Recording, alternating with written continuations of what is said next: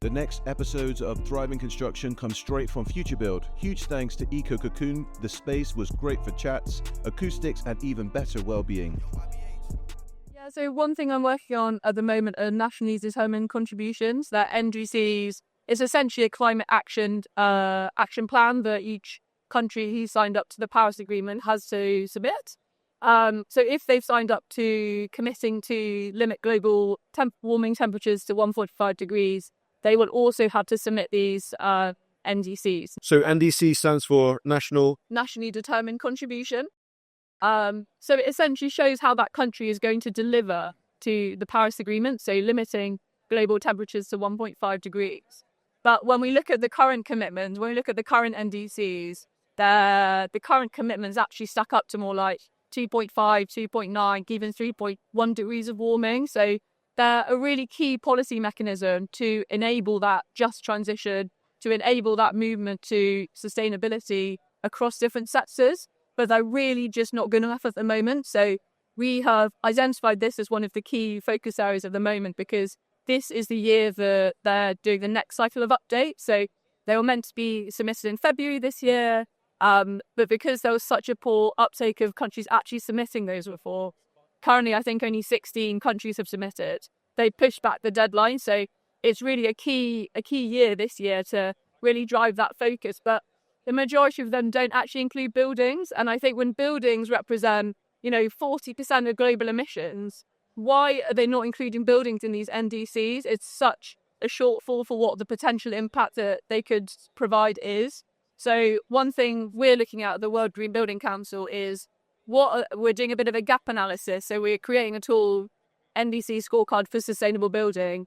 And countries will be using it to work out what is currently included in the NDCs related to the built environment versus what is the best practice sustainable built environment policy measures. So they can really understand, actually, we've got these really interesting policies to do with energy efficiency, but we're really missing out on these other key areas. So it's used as a tool to kind of drive what are the differences in those key high impact areas.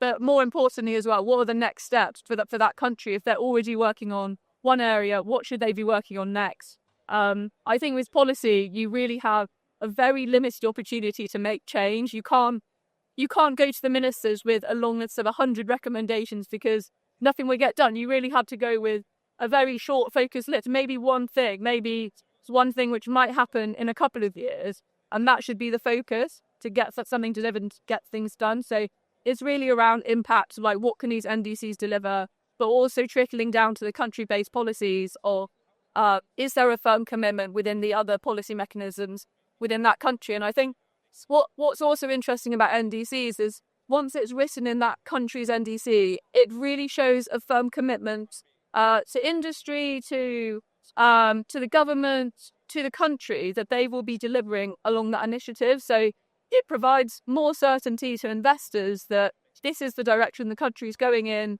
We can make a good investment in this area. And I think without those signals from government, government does act quite slowly. So if industry waits for government, it's very slow. If government waits for industry, it really is a combination of many different things for good outcomes to be achieved. So I think it is a mechanism that just signals to industries, this is going to happen. You can invest in this, and we will, as a government, also be committing to the longevity of this policy principle. So that's a little bit about the National Climate Action Plans. We're the deadline's been pushed back to September now. So it really is a key advocacy moment ahead of COP30, ahead of Belém, to really drive with the countries that we're working with and beyond. So we're working with 5 pilot countries at the moment. So Brazil, Colombia, Egypt, Nigeria, and the Philippines. So they're kind of our test countries, just to test the scorecard, test the principles, work with their governments and in-country stakeholders. But we'll then be working with many more of our green building councils at a global level once it's been tested and once we're happy with the solution, to kind of really use it as an advocacy tool ahead of those updates later in the year.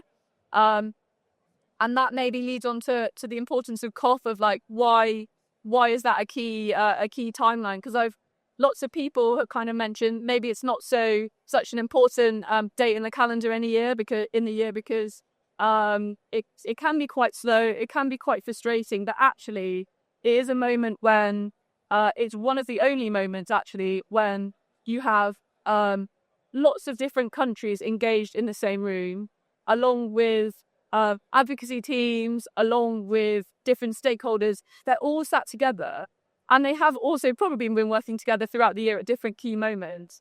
And it's a time when impact can happen. We really want to see more written commitments to buildings in the dialogues. And for the first time last year at COP29 in Baku, we did see that with a written commitment in the agreed text. So it is a really, a strong step forward, a firm commitment to buildings. But we do need to see more text, more detail. We really would love to see a specific built environment day at COP this year. So that's part of our campaigning strategy over the next few months as well. But it really is a key time when, impact can happen. When you're at COP, you're kind of walking around the corridors. It does, to be honest, look a little bit like this here at Future Build. There's kind of trade stalls, and we have access to the Blue Zone, which is the kind of, you're invited by the UN essentially to be an observer. And there'll be like a series of talks and events, and it's a time when everyone comes together and, you're kind of doing your final advocacy push. There's lots of talks and excitement. And also in the corridors, which is something I didn't expect to see, there is a designated area where activists can be to like have a protest during the COP meetings and engagement. So there might be ministers walking past the corridors and they're seeing these protests, which is essentially